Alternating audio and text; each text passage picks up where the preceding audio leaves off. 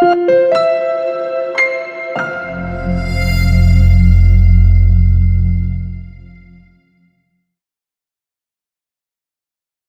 tout le monde.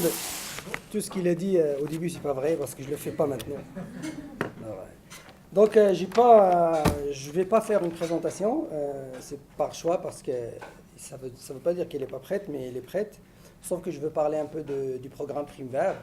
Pourquoi je parle du programme Prime Vert? Parce que il y a plusieurs volets et mesures qui touchent à l'agroforesterie. Et, pourquoi je ne présente pas? Parce qu'il y a 5 volets et puis dans chaque volet, il y a plusieurs mesures. Donc, si je présente, ça va être trop long. Et je ne peux pas passer à côté de détails parce qu'il y a des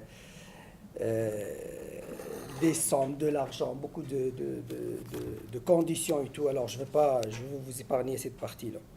Donc, si je commence par le volet 1 de Prime Vert, c'est le Prime Vert, avant de dire c'est quoi Prime Vert, c'est le programme d'appui à l'agro-environnement. Donc, c'est le programme d'appui, ça veut dire l'aide financière. C'est pas un programme qui aide les producteurs agricoles ou les partenaires à faire plus d'argent, mais c'est pour aider à implanter des interventions au niveau de l'agro-environnement. Donc, dans le volet 1, c'est tout ce qui touche aux interventions au niveau de l'entreprise agricole. Donc, si je vais un peu aller parler seulement des mesures qui touchent à l'agroforesterie, on peut parler de la mesure aménagement des haies brise-vent. Donc, j'ai de l'information que j'ai apportée avec moi. Je n'ai pas normalement de ça, mais il y a en général, ça parle de toutes les mesures. En résumé, ça veut dire ce qui est admissible, c'est quoi la mesure, les types de projets admissibles, les modalités financières et tout. Donc, ça fait un bout de temps qu'on s'est assis, puis revoir toutes les procédures de dépôt de demande de financement et tout pour rendre tout ça plus facile. Alors, d'ailleurs, on travaille avec les producteurs qui n'aiment pas trop la paperasse. Donc, il n'y a pas trop de documents à faire pour déposer une demande au niveau du MAPAC. Il y a la mesure aménagement de haies brise-vent, il y a les bandes riveraines élargies, et puis il y a une autre mesure qui touche aux aménagements pour l'aménagement en lien avec la biodiversité. Et dans certaines mesures, nous avons développé des fiches techniques pour les haies brise-vent pour montrer un peu qu'est-ce qu'on exige. Il y a des minimums, combien de rangées d'arbres ou d'arbustes, si on veut faire que des haies arbustives, arborescentes, les haies brise-vent au niveau des bandes riveraines élargies, c'est quoi la largeur maximale, c'est quoi la largeur minimale, c'est quoi le choix qu'on fait selon les besoins du producteur aussi, selon les besoins de l'organisme qui travaille avec le producteur. C'est quoi la culture? Tout à l'heure, on a parlé beaucoup de haies brise-vent, surtout les recherches qui ont été faites le matin. Ils ont été faites sur des haies brise-vent qui étaient sur place déjà.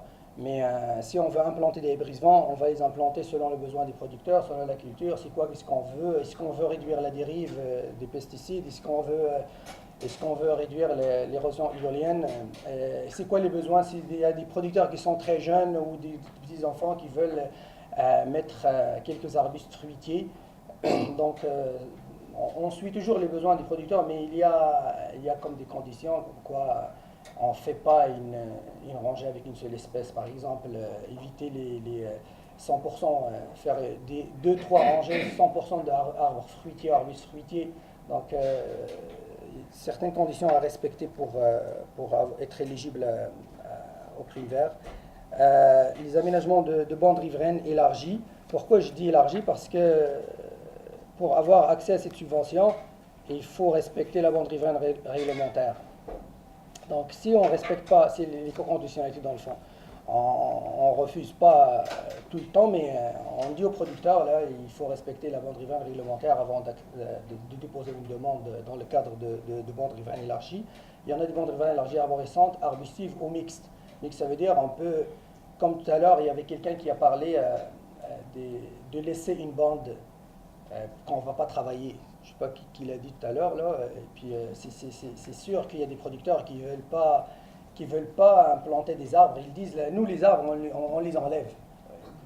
Mais On travaille avec ces producteurs et puis on essaie un peu de laisser les tampons. En moins, ils ne travaillent pas là-dedans, ils restent protégés. Je reviens à un point, je fais toujours le lien avec les présentations. Les producteurs qui viennent, qui implantent des brise-vents, c'est pas comme il a dit tout à l'heure, j'ai aimé l'expression, il ne prend pas le téléphone et il dit bonjour, je vais implanter des arbres. C'est certain qu'il ne va pas le faire. La plupart des producteurs qui le font, c'est des producteurs qu'on a cuisinés, ça fait longtemps dans des projets collectifs. Ils sont convaincus. Et puis quand ils sont convaincus, ça veut dire qu'ils aiment les arbres. Ça veut dire, parfois là, le producteur ne veut rien savoir. On va parler avec sa femme. On va parler avec son fils, qui est jeune, qui montre qu'il est cool, qui aime les arbres un peu. Mais il y a aussi des fils qui sont un peu plus camions, tracteurs et tout, ils ne veulent rien savoir. Donc on est devant ces situations. C'est pour cela, tout à l'heure, là, le point sur l'entretien, c'est un point très très important.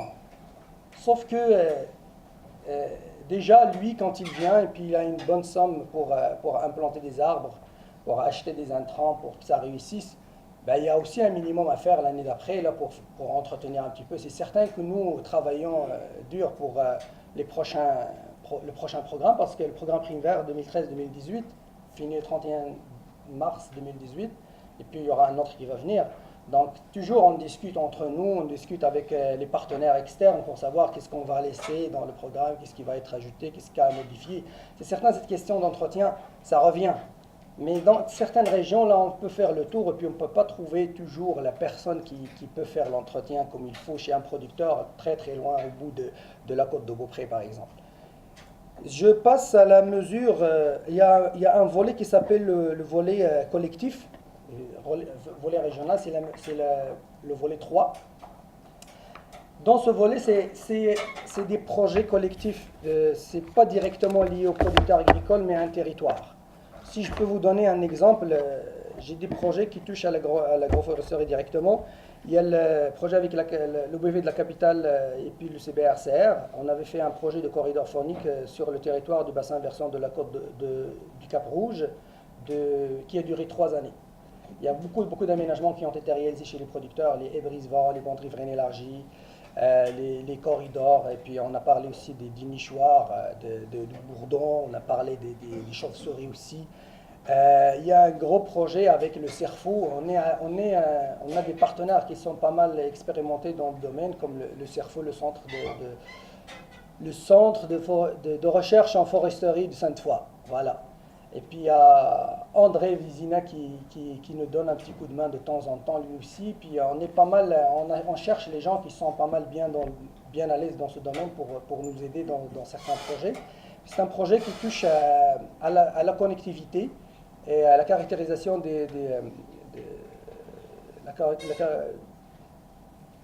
forestière au niveau de la MRC de la côte de Beaupré. Puis c'est un projet sur 4 années.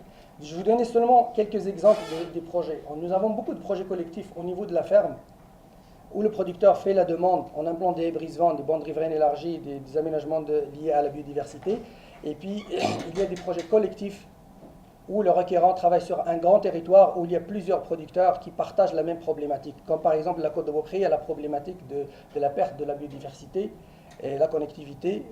Alors, on est parti pour caractériser par la cartographie, aller faire la validation terrain, et puis faire un plan d'action, voir où est-ce qu'on a des problématiques au niveau de la connectivité, puis on vient solliciter les producteurs qui participent au projet collectif. Et dans cette optique-là, au niveau du Primevère, ce qui est intéressant, c'est que tous les producteurs qui participent au projet collectif, leur subvention individuelle est bonifiée de 20%, parce qu'en subvention, 70% ils ont droit à avoir 70% des coûts admissibles. Ils peuvent aller chercher 90% parce qu'ils sont impliqués dans un projet collectif. Et j'ai oublié de parler je vous donne seulement comme par exemple la mesure qui touche à la biodiversité. Je vous donne un exemple des aménagements qui sont admissibles. C'est avoir les aménagements de référence, les bandes riveraines aménagées pour la biodiversité, les bandes ou îlots fleuris, les entampons pour les milieux d'intérêt, les haies ou îlots boisés, et puis les étangs ou marais. Donc, pour ce type d'aménagement, nous avons développé des fiches techniques qui peuvent aider les producteurs et ses conseillers à faire des plans et devis pour les aménagements qu'ils veulent. Donc voilà, je vais pas tarder parce qu'il y a aussi le volet 4 qui est aussi intéressant, puis le volet 5, puis, c'est ça. Donc voilà, je m'arrête là avant qu'il me dise fin. J'aime pas voir fin, alors c'est ça, voilà.